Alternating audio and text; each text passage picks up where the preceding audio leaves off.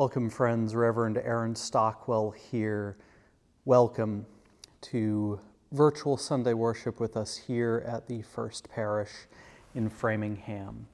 It doesn't matter whatever you're bringing to this, our time together, whether you are joyful or weary, in need of rest, or fully energized. All of who you are is welcome here. Unitarian Universalism is a faith for all souls. It doesn't matter your age, your race, how you move around in the world, or what your beliefs are. What you should know is that you are loved and celebrated for all of who you are. If this is your first time joining virtual worship, a special welcome to you. If you're wondering a little bit more about who we are as First Parish and what Unitarian Universalism is, I encourage you to check the first link below this video. You can sign up to get some more information, or just email Sarah Morrison Neal, our office administrator, at office@uuframingham.org.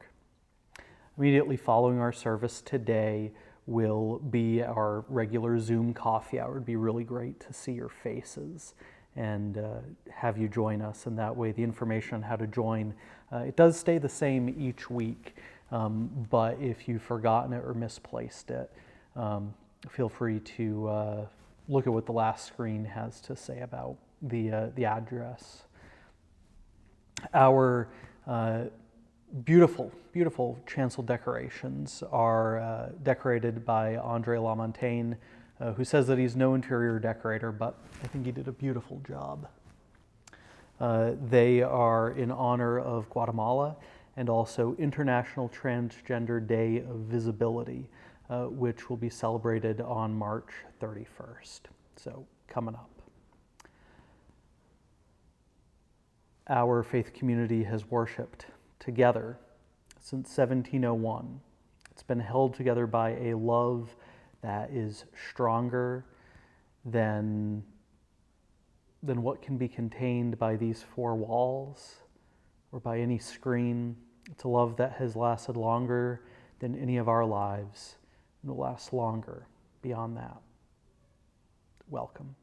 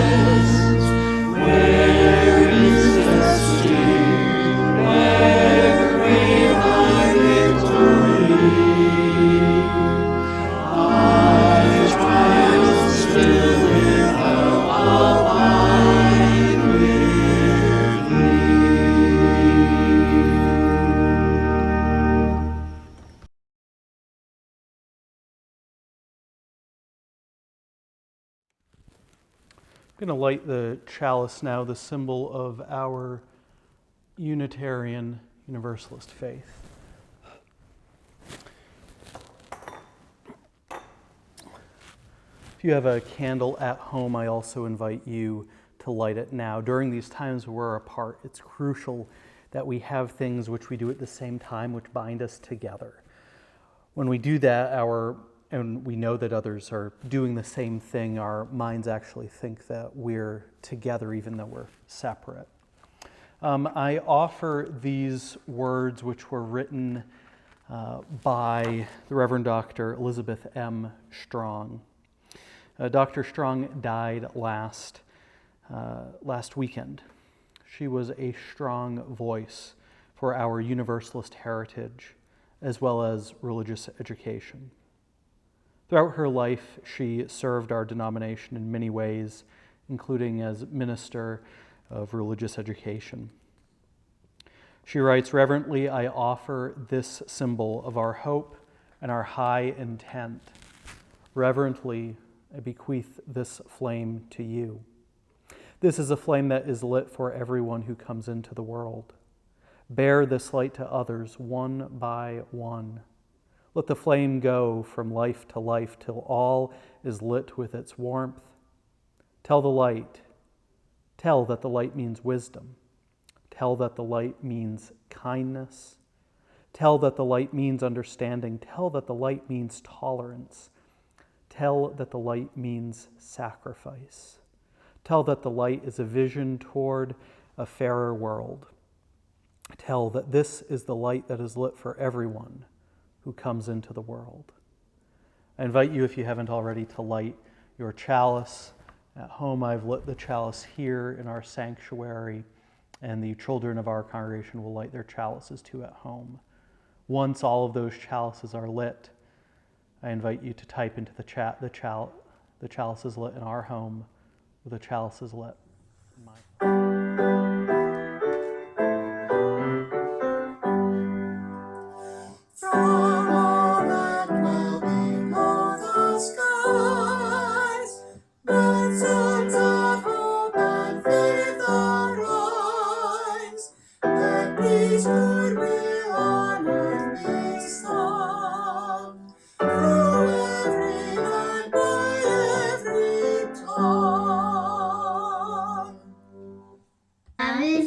Of our church, the quest of truth is its sacrament, and service is its prayer. To dwell together in peace, to seek knowledge and freedom, to serve all life with compassion, to the end that all souls shall grow into harmony with the divine. This is our great covenant, one with another and with our God.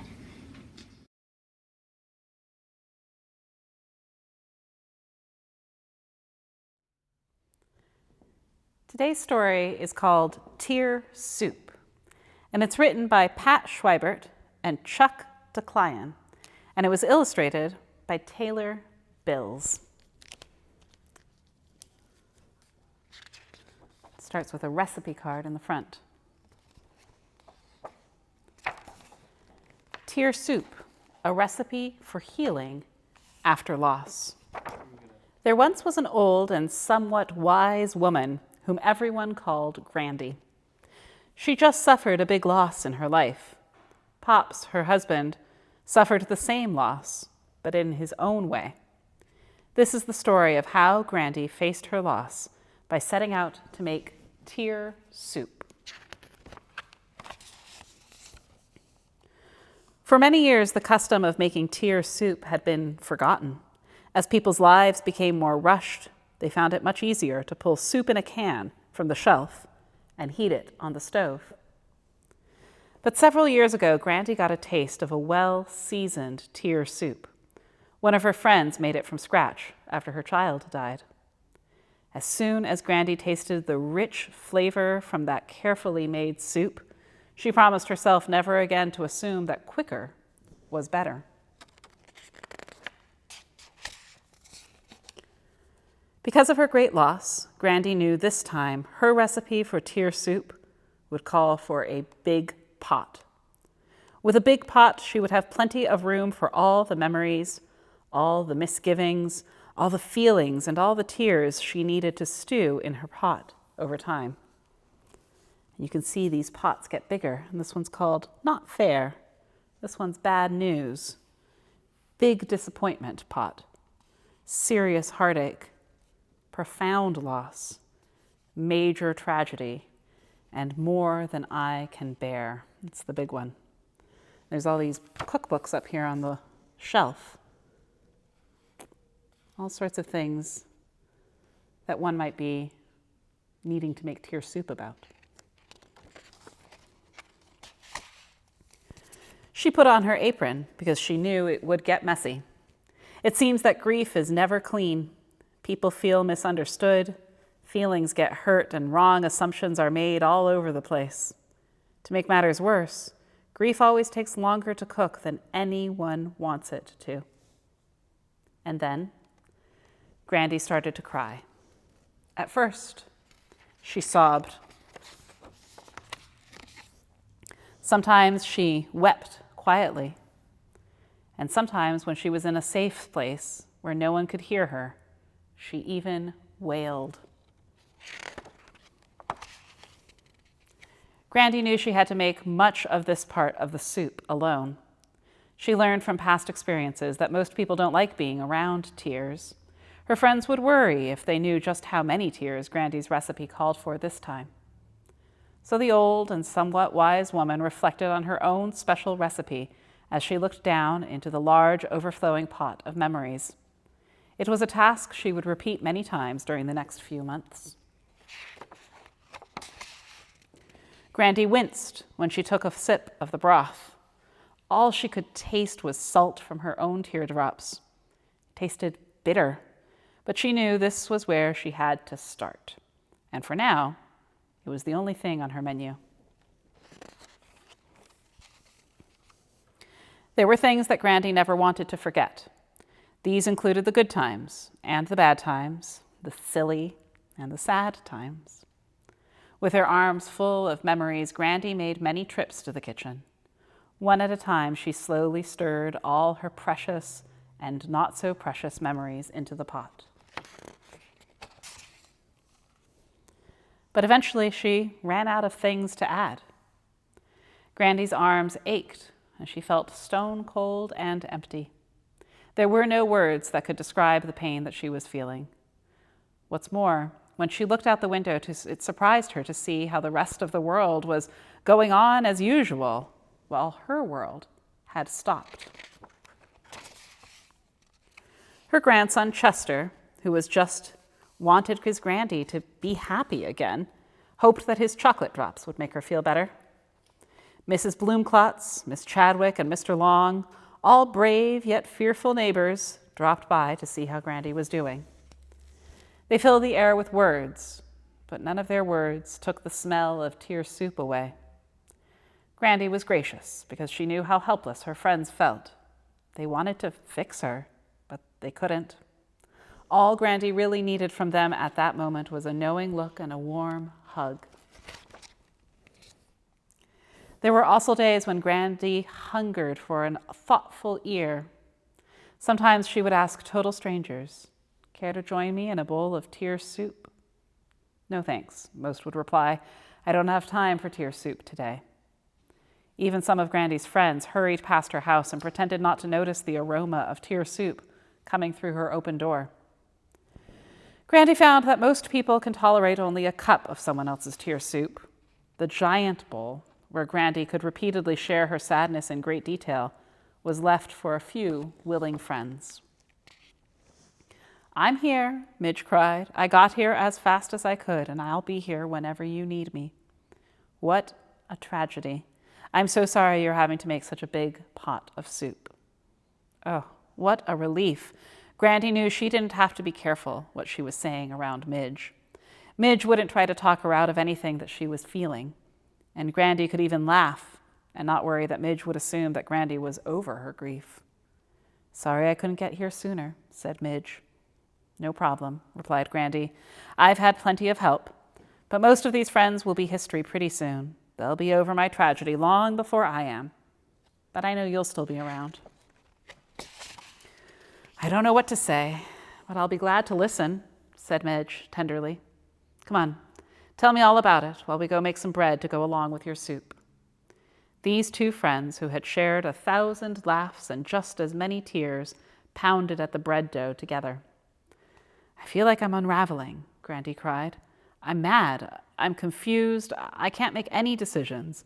Nobody can make me feel good. I'm a mess. I just didn't realize it would be this hard. Why don't we go for a walk while we wait for the bread to rise, Midge suggested. I know exercise is supposed to help me, but I feel like I have concrete blocks strapped to my legs. We'd better not go too far or you'll have to carry me home, moaned Grandy. Mrs. Cries-a-Lot called and reminded Grandy that she had been making tear soup for years and would be more than glad to come right over and show her how to make it the correct way. Thanks, but no, said Grandy. This pot has my name on it. Grandy knew better than to let Mrs. Cries-a-Lot or anyone else tell her what she should do to get through this terrible loss. Next, her recipe called for some comfort food. For Grandy, this meant mashed potatoes or ice cream. Comfort food always makes you feel better, at least for a little while. It gets past that big lump in your throat when other foods can't. I think it needs some chocolate too. After all, it was her soup. Grandy kept attending worship, even though she was mad at God. Sometimes she yelled at God and asked why this had happened, and sometimes she demanded to know where God was when she was feeling so all alone. Still, Grandy trusted God, and she didn't understand him. She sensed that people believed that if she really had faith, she would be spared deep sorrow, anger, and loneliness. Grandy kept reminding herself to be grateful for all the emotions that God had given her.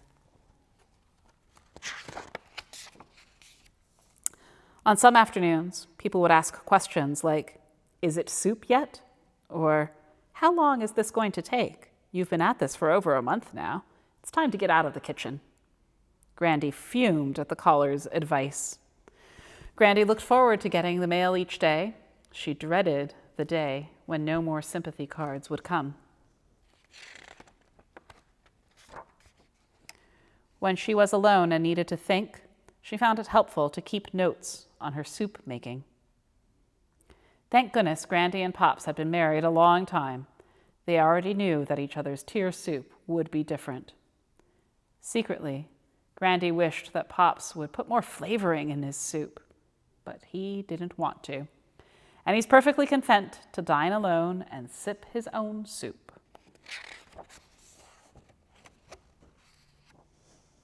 Making tear soup is hard work. Sometimes it was all she could think about. Even the things that Grandy used to do and love, she didn't have the energy for, nor did she care anymore. Some of Grandy's friends over the years had not tended to their tear soup. Their soup boiled over and the pot scorched. What a mess. It took them a long time to clean up their pots and to start over. The smell of burnt soup still lingers in some of their homes. Grandy knew there were times when she needed to take a break from her soup making. Even though it was hard to do, she forced herself to get away. Grandy heard that a neighbor was having to take her turn in the kitchen. Some people thought that the neighbor was eating too much tear soup. So Grandy, being an old and somewhat wise woman, called and invited her to special soup gatherings, where it's not bad manners to cry into your soup or have second helpings. Bring your own soup, says the sign. Soon the thoughtful cooks sat at Grandy's table and discussed the process of making tear soup.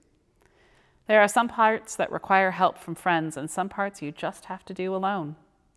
They shared stories about soup making that they wouldn't dare tell anyone else for fear of being judged a bad cook. They all laughed knowingly when Grandy remarked how on days when she was daydreaming while driving, she was glad that the car seemed to know where she wanted to go. These people had become Grandy's new best friends. One day, as Grandy and Chester were going for a drive, Chester asked, "Mom says you've been making tear soup. What does she mean? Well, tear soup is a way for you to sort through all the different types of feelings and memories that you have when you lose someone or something special. Remember when your baby brother died right before he was born, and your mom sat for days holding his blanket and weeping? She was making tear soup. You made tear soup yourself by acting out your own disappointment when you shouted at Jason, wishing that his brother would die too. Remember when Billy's dog died and he didn't want to play with you? Not feeling like having fun is one of the ingredients of tear soup also. And remember when Aunt Meg got divorced and they had to move? There was a lot of tear soup simmering in that house. Some days when you're making tear soup, it's even hard to breathe. Some days you feel like running away. You just hope a better day comes along soon.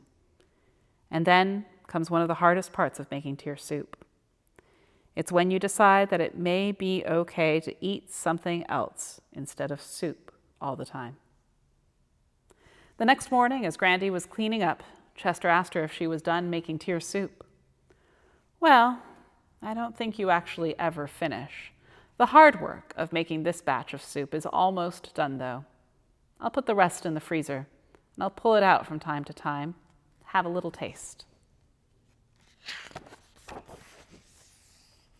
So what else have you learned by making tear soup, Grandy? I've learned that grief, like a pot of soup, changes the longer it simmers and the more things you put into it. I've learned that sometimes people say unkind things, but they really don't mean to hurt you. And most importantly, I have learned that there is something down deep within all of us, ready to help us survive the things that we think we cannot survive. Grandy, you know so much. What will I do after you die? Don't worry, Chester. I will leave my recipe for tear soup. The end.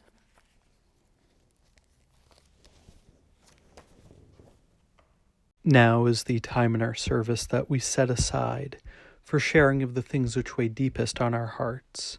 We know that joy shared can feel as though joy is expanded, and that sharing a sorrow can feel as though a burden is being lifted. There'll be prompts on the screen that will give better order to our sharing. Do remember this, friends, in this time of physical distancing and virtual gathering, privacy can't be guaranteed. So if there is something more tender that you wish for me to share or wish for me to know about, please send me an email.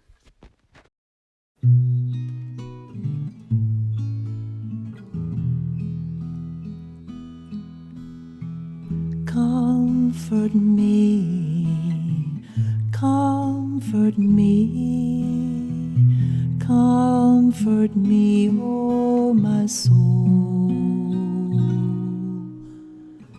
Comfort me, comfort me, comfort me, oh my soul.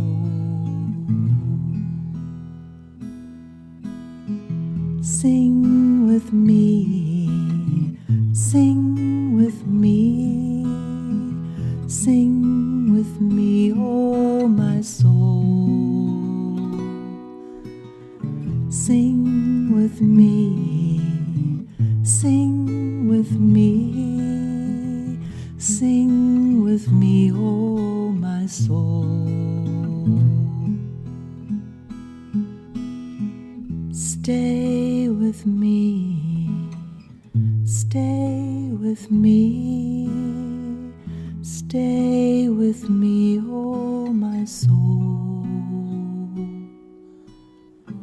Stay with me, stay with me, stay with me, oh my soul.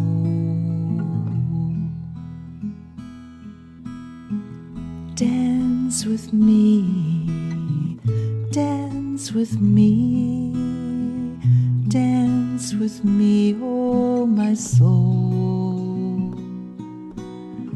Dance with me, dance with me, dance with me, oh my soul. Comfort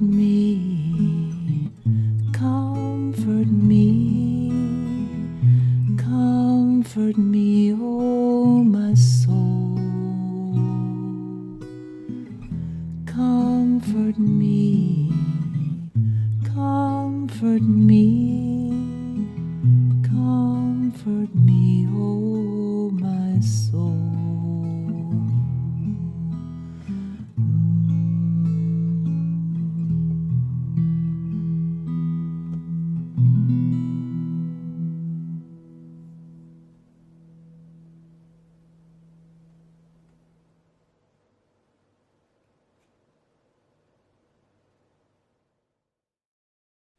One of you last week wrote that they missed hearing the word beloved in my prayer, so I wrote on my notes, I normally deliver prayers extemporaneously, simply remember beloved.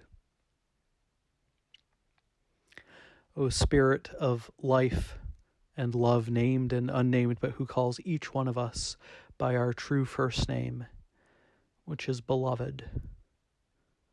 Remember, beloved, the things that you are thankful for and that our community is thankful for chances to sing, for chances to learn, for the opportunity to perhaps receive the COVID-19 vaccine. Remember, beloved, the joy that comes with learning how to ride a bicycle. Remember, beloved. Remember, beloved, the sorrows of our community. 237 residents of Framingham who have died from the coronavirus. Remember, for they were beloved.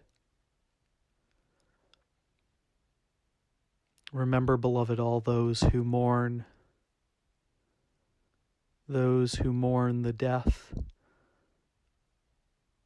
of family or friends or a dear cat or dog. Remember, beloved. Remember, beloved, that there are those in our community who go without. May we find ways to support them.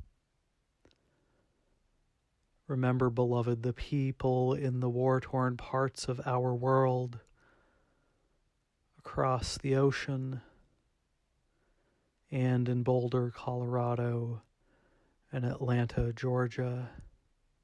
Remember, beloved, that the battlefields are not just far away, they are sadly schools and supermarkets. Remember, all those who mourn, beloved, remember.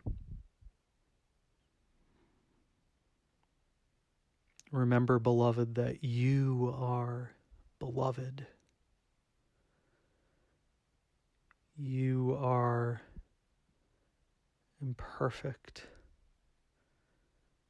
and that is okay, beloved.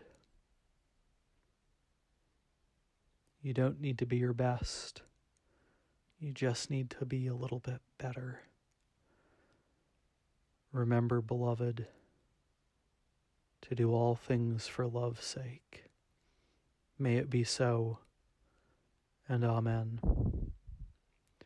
And let us now enter into the quiet of our own separate homes, noticing the quiet. Notice and know that it is different for everybody. As we end our period of contemplation, meditation, and prayer, take 3 breaths.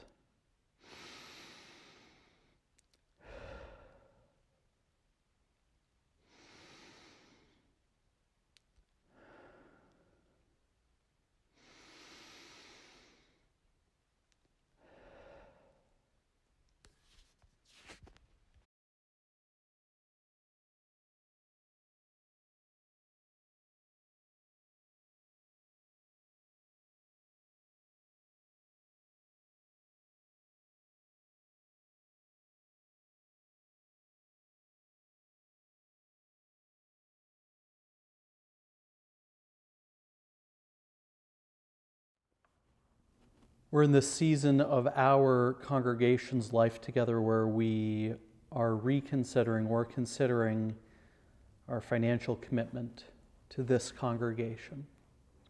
I've invited, and I will invite other members of our congregation to speak about what this community means to them. Marianne Orlando will be speaking today. So what does First Parish mean to me? I've been thinking about that for a while, and especially this year with the pandemic, First Parish has been my lifeline to the outside world, as well as the family that I have chosen. We've all been so isolated this year with COVID, and yet through church, through our devices, we remain connected. When George Floyd was murdered, we demonstrated. When Pat Greeley celebrated her 90th birthday, we celebrated. At Christmas Eve, we passed virtual candles. And at the first anniversary of COVID-19, we mourned together.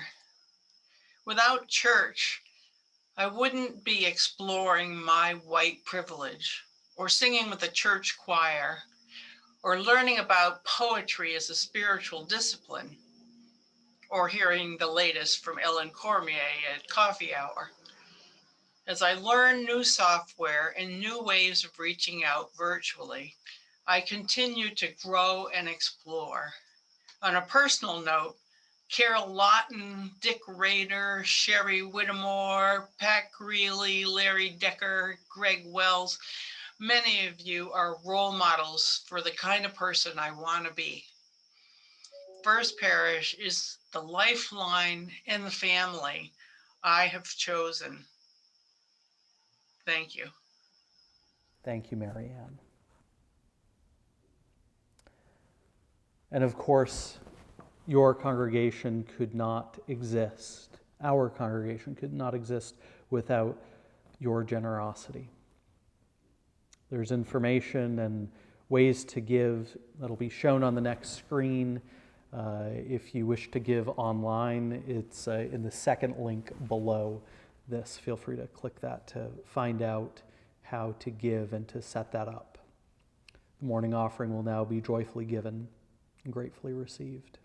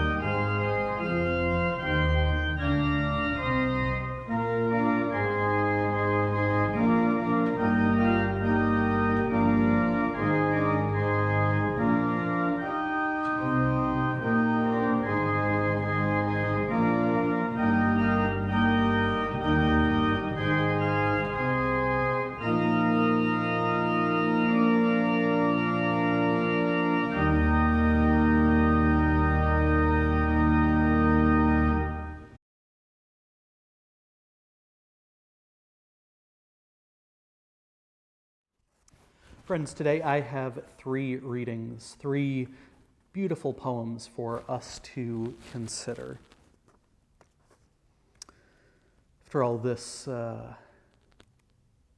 service today is about grief and about how we weave the tapestry of grief. We each weave it in different ways. So we have 3 different poems. Maybe one of them will speak to you and your experience of grief. The first is The Thing Is by Ellen Bass. The thing is to love life, to love it even when you have no stomach for it, and everything you've held dear crumbles like burnt paper in your hands. Your throat is filled with the silt of it. When grief sits with you, its tropical heat thickening the air heavy as water, more fit for gills than lungs. When grief weights you down like your own flesh, only more of it, an obesity of grief. You think, how can a body withstand this? Then you hold life like a face between your palms, a plain face, no charming smile, no violet eyes, and you say, yes, I will take you. I will love you again. The next poem is titled Not to Make Loss Beautiful by Gregory Orr. Not to make loss beautiful, but to make loss the place where beauty starts, where the heart understands for the first time the nature of its journey. Love, yes. The body of the beloved as the gift bestowed, but only temporarily. Given freely, but now to be earned. Given without thought, and now loss has made us thoughtful.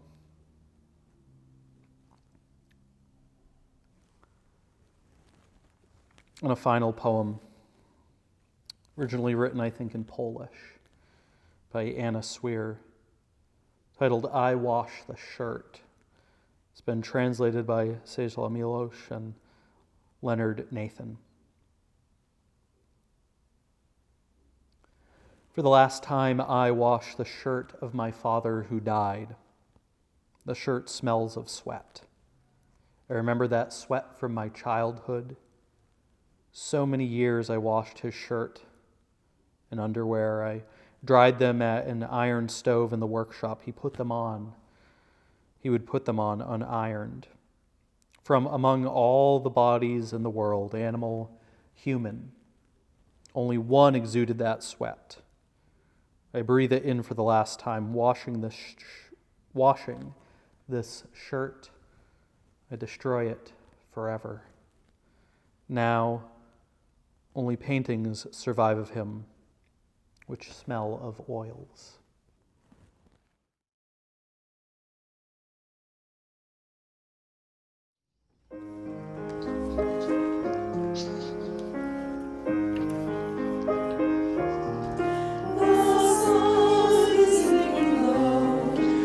The skies are shortened, the pines and the willows will soon will part.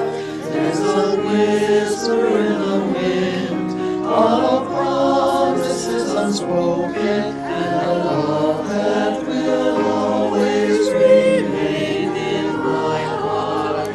My thoughts will return to the sound of your laughter, the magic of moving as one. And in time we remember, long ever after, the moonlight and music and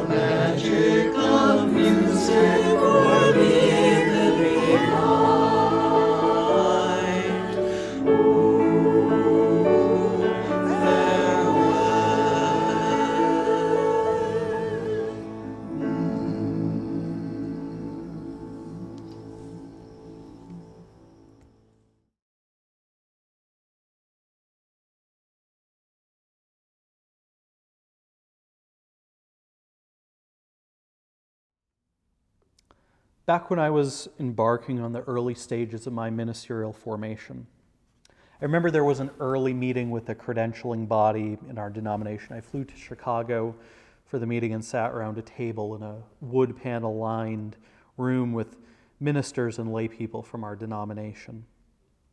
The meeting was going as well as it could be going when one person asks me this question, the minister. So, say your grandfather dies. What happens? Now, this is the world's vaguest question about death and grieving from a pastoral perspective. I recall asking the questioner, what do you mean? Are you talking about the pastoral sense and the scientific sense? Is this a question about the ritual or the afterlife? And that minister just kind of shrugged. My response at the time was halting and stumbling. It was along the lines of, I'm sorry to hear of your grandfather's death. I don't know if you had a good relationship with him or a bad relationship with him. I don't know what you believe about the afterlife or your theology. I don't know yet what you want to do for rituals, but I know that this is a loss, a rupture of a relationship. I want to start there. Tell me about your loss, please. The question about what we do with our grief seems like a question that religious institutions are able to answer. We're suited to answer that. We have time-honored traditions. We hold liturgies designed to share the pencil sketches of our lives, of our loved ones' lives. We return our loved ones to our old brown earth, to quote a Pete Seeger song. We provide casseroles and lemon bars to those who are left behind. We sing, we mourn, we cry, we laugh, we stick around after the grief. We are here to journey with the bereft as they continue to journey through the world, now perhaps without a traveling partner. Now, with each worship service that I put together and lead, there is intention behind every piece that is selected. Sometimes it is because the piece is good and moving, and I want there to be something for everyone to enjoy, so that if you don't find meaning in a sermon or a poem, or you disagree with the theology in the hymn, there'll be something for you. Other times it is more intentional because everything hangs together. There is a through line that connects everything. So very briefly, I want to tell you why I selected each of the pieces today. I associate each of them with grief, at least in the first or second hearing of them, though there is additional meaning after that. Highland Cathedral, which we opened our service with, is interesting. It's a song written for Scotland by two German people.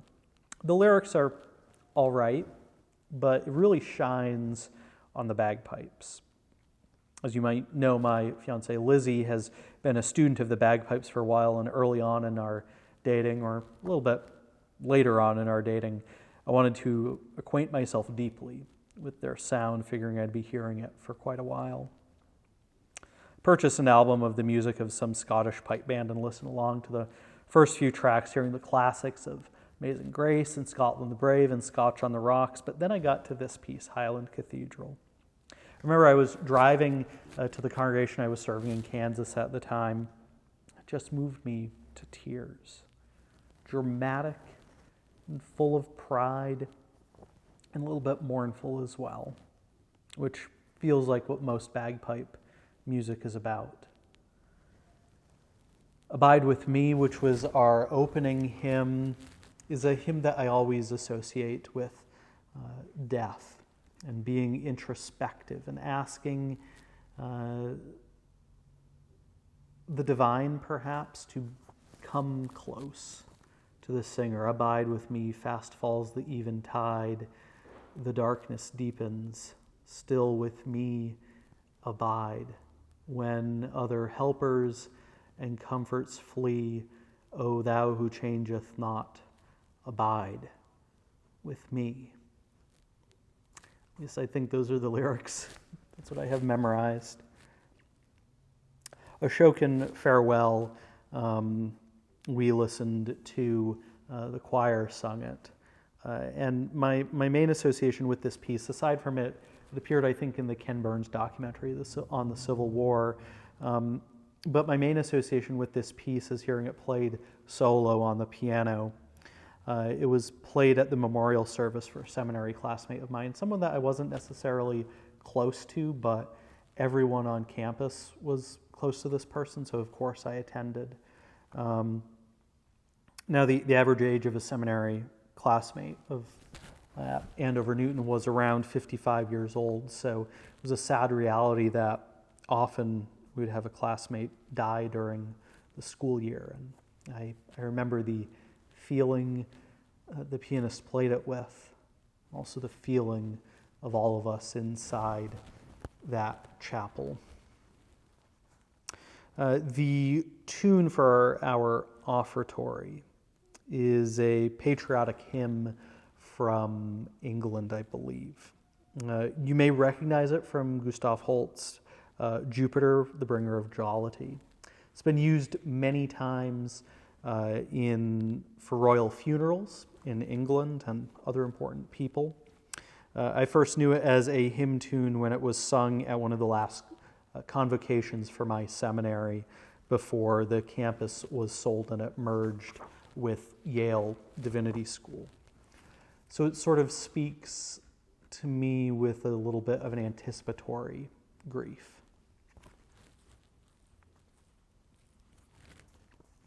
We'll close the service with We Laugh, We Cry, We Live, We Die, which just speaks to all of what church does, all of the things that it holds.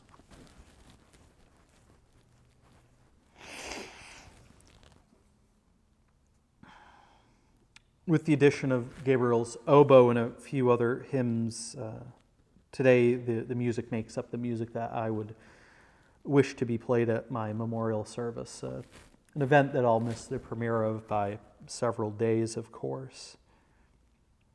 While I understand the very human need to call that service a celebration of life, I think calling it that short circuits the grieving process.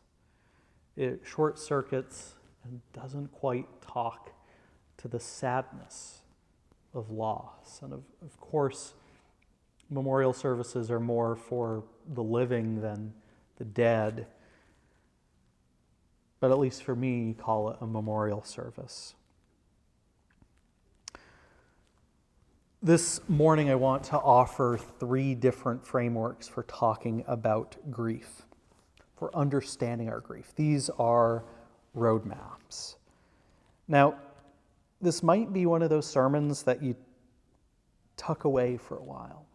It might not be for you in this moment. Could be for a friend.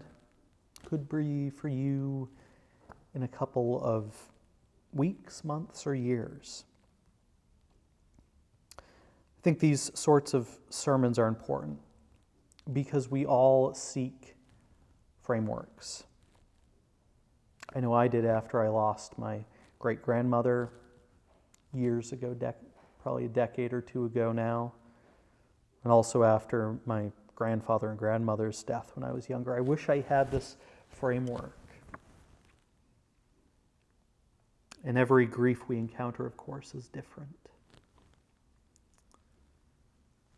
These frameworks form the warp of the tapestry of grief. It's the vertical threads. I don't think you can see those in the tapestry that's hanging behind me. Can't see them because they're not really meant to be on display. But it's the framework, the warp, is what we do with the grief. How we talk, yell, sing, dance, cry How we do that, that is the weft. That's the thing that gives the colors. See those beautiful colors up there? I guess the warp is the black.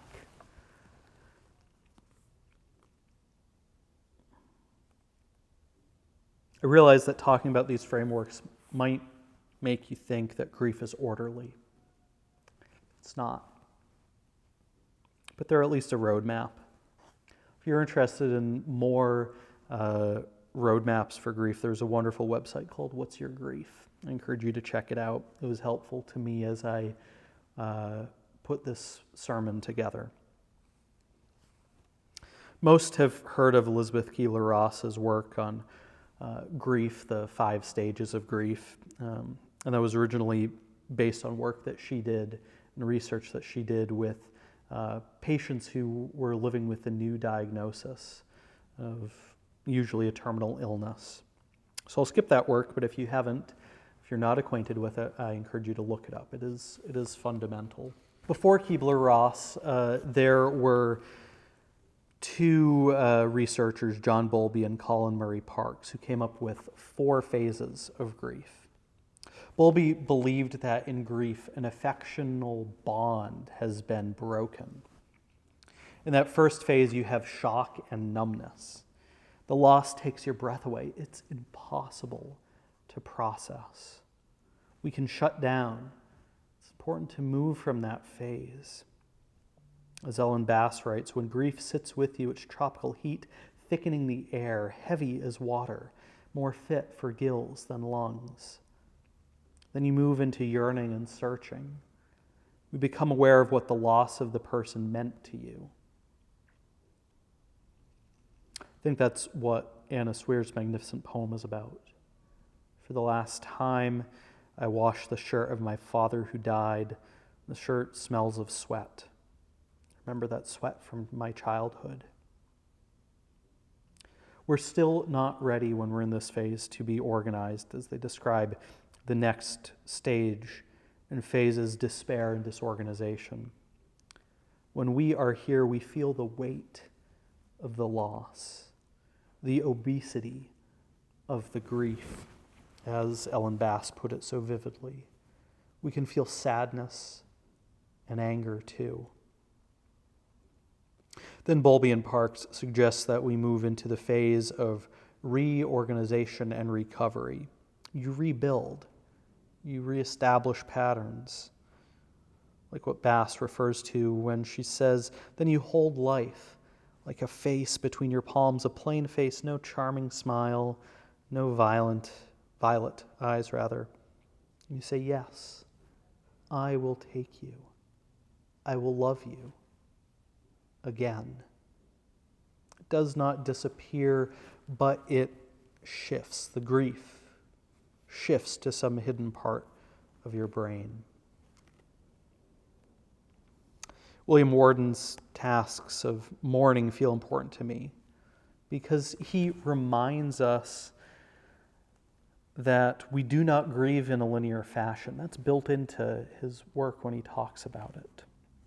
Grief, I think, is more of a spiral than perhaps we give ourselves permission to feel.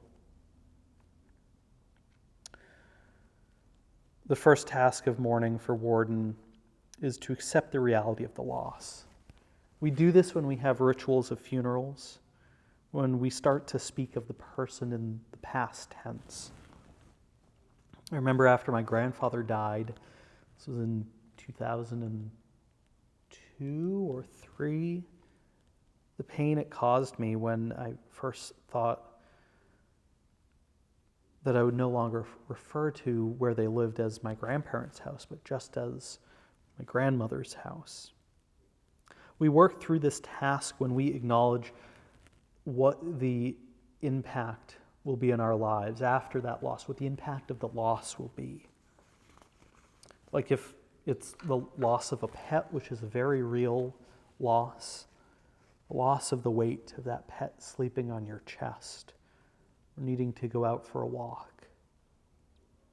Worden's second task of mourning is to work through the pain of grief, which is really broad. It's like what Gregory Orr speaks of in his poem when he says, where the heart understands for the first time the nature of its journey. It's the work that we heard of in the Time for All Ages. It's the making of tear soup. The third task of mourning for Warden is adjusting to the environment where the deceased is missing. This means different things to different people, of course. For widows, it might be learning to take care of the home and or learning how to do the tasks that they did. It could be parenting, if you're a younger widow, or cooking. Of course, even as I say parenting, I know that people of all ages parent. For the loss of a spouse, it might mean learning to live alone or redefining yourself. Now, Warden's first task is really complex and heady. And he continually revised this task. There are a lot of different variations of it, but the one that he finally came to was that the fourth task of mourning is to find an enduring connection with the deceased while embarking on a new life. I think the speaker of Anna Sweer's poem is in this phase, especially at the very end of the poem, when we hear that the speaker has washed the last shirt that smells like her father. And the poet writes, now only paintings survive him which smell of oils. Okay, so those are Warden's 4 tasks of mourning. I wanted to talk finally about Margaret Stobie and Hank Schroot's dual process model of coping with bereavement. And with a title like that, it sounds like it'll be complicated, but it's really not. It acknowledges that in grief, there are actually 2 different things that are happening. There's the loss-oriented tasks, and there's the restoration-oriented tasks. And you oscillate between those 2 tasks going back and forth. Loss-oriented tasks are things like, attending to the grief work, attending to the other theories that we have heard. But the restoration-oriented tasks are allowing you to attend to yourself. Remembering to drink water, remembering to eat, watching movies or mindless TV shows. That's all about tending to yourself. Stobie and Schroot's dual process model came about as a criticism, actually, to grief work theories. It gives you permission to confront your grief as well as also ignore the grief. And you go back and forth with that. When I came across that, I thought that was a really useful model that I wanted to be sure to share with you. With all of these theories, the thing that's true is that they help to normalize how you are feeling. What's also true is that when you're familiar with a few of them, you'll find that some parts work really well for you and other parts you just want to jettison. And that's great. Sometimes when I am encountering something really tough, especially something for the first time, I feel a sort of shame for experiencing those feelings. I feel like I'm the only person in the world who's experiencing something that way. And these theories, or any theory, helps me, the thing that helps me the most is someone else telling me, nope, that feeling that you're feeling is a normal feeling to have. Perhaps that's also useful for you. Now, I want to close with sharing 2 poems that I wrote about grief, because perhaps they will offer some useful camera angle for you on grief. What I think is that grief is really a spice that lingers in everything we eat. The scent is just dull in the air. It seasons our life. the memories of those we loved season our life. And then sometimes you bite down on a lingering particle stuck in between your teeth, and your mouth is overwhelmed with the taste. A sharp peppercorn, cumin, or fennel. An acquired taste for sure, but memories that are pleasant in small doses. Seasoning, highlighting parts of our life, sometimes overwhelming and unexpected. And then there's this other poem. I realized at some point that sometimes I think of death as though my grandparents are hiding upstairs. And if I wait long enough, if we endure enough Christmas dinners without them, they will magically and finally walk down the stairs. The floor will creak as it always did. They will walk into the room and I'll give them a big hug. I'll get to ask my grandmother what she thought of our past presidents. She loved one of them and hated the other. And what she thought of the 2007, 2013, and 2018 World Series. I'll get to have a beer with my grandfather, wearing our plaid flannel jackets and our similar glasses. And he'll teach me about sweating pipes. We'll talk about the gas mileage my car gets. And he'll say, "You're all right in my book." We will talk and talk and talk. My mom will get to talk to her dad again, and he will be so proud of her for getting her doctorate at the age of 60. But then they'll have to leave because they have much catching up to do with their parents and sisters and brothers as well. The streets will be quiet, and the stores will be as well. The teenage boy who died up the road when I was in elementary school will be with his prom date. The child who drowned when I was working at the hospital that one summer will get to hug their dog once more. That's right. All the pets we ever lost will come alive too. The dogs will come running out of the woods with a stick in their mouth. The cats are characteristically lackadaisical about this. We get to clear up questions we had about family secrets, and we get to take one more picture, and the lasting memories we make of them aren't of them sick or unwell. Before they leave, I ask them, "Why now? I missed you. Didn't you know?" And they'll smile and they'll tell me they weren't sure. They didn't know it was a possibility. We get to say a proper goodbye. Then they get in the car and give one final honk on the horn before they put the car in reverse and drive off. Dear one, in this strange season of grief, hope you find ways to tend to your grief. In this season of quarantine and loss, which is a time to grieve the loss of some part of our lives as we knew it. We're all experiencing it. That's what collective grief is about.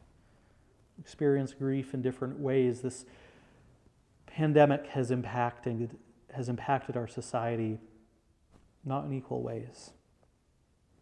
May we each find the support that we need. May it be so, and amen.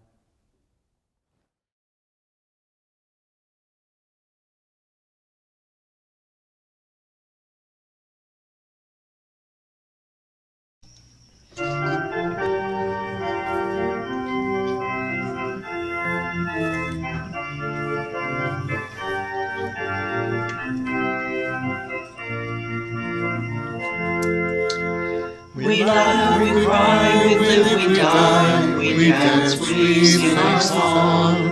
We need to feel there's something here to which we can belong. We need to feel the freedom just to have some time alone. But most of all, we need close friends we can call our very own. And we believe in life and in the strength of love. And we have found our need to be together. We have our hearts to give, we have our thoughts to receive, and we believe that sharing is an answer. A child is born among us and we feel a special glow. We see time's endless journey as we watch the baby grow. We thrill to hear imagination freely running wild. We dedicate our minds and hearts to the spirit of this child, and we believe in life and in the strength of love, and we have found our time to be together. And with the grace of age, we share the wonder of youth, and we believe that growing is an answer. Our lives are full of wonder, and our time is very brief. The death of one among us fills us all with pain and grief. As we live, so shall we die, and when our lives are done, the memories we share with friends that will linger on and on. And we believe in life and in the strength of love, and we have found a place to be together. We have a right to grow, we have the gift to believe that peace within our living is an answer. We seek elusive answers to the questions of this life. We seek to put an end to all the waste of human strife. We search for truth, equality, and blessed peace of mind. And then we come together here to make sense of what we find. And we believe in life and in the strength of love.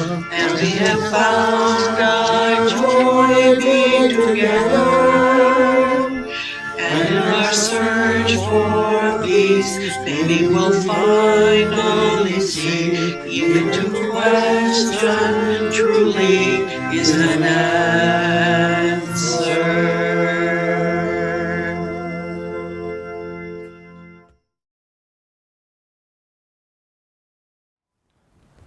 I invite you to extinguish the candles that you have lit in your homes.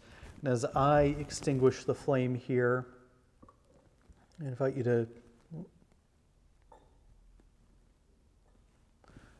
you to type into the chat, I carry the flame, or we carry the flame.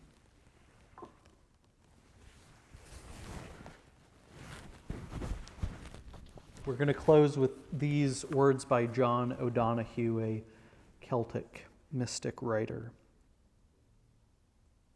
who writes, on the day when the weight deadens on your shoulders and you stumble, may the clay dance to balance you. And when your eyes freeze behind the gray window and the ghost of loss gets into you, may a flock of colors, indigo, red, green, and azure blue, come to awaken in you a meadow of delight. When the canvas frays in the currach of thought and a stain of ocean blackens beneath you, may there come across the waters a path of yellow moonlight to guide you safely home. May the nourishment of the earth be yours. May the clarity of light be yours. May the fluency of the ocean be yours. May the protection of the ancestors be yours. And so may a slow wind work through these words of love around you, an invisible cloak to mind your life. Go in peace.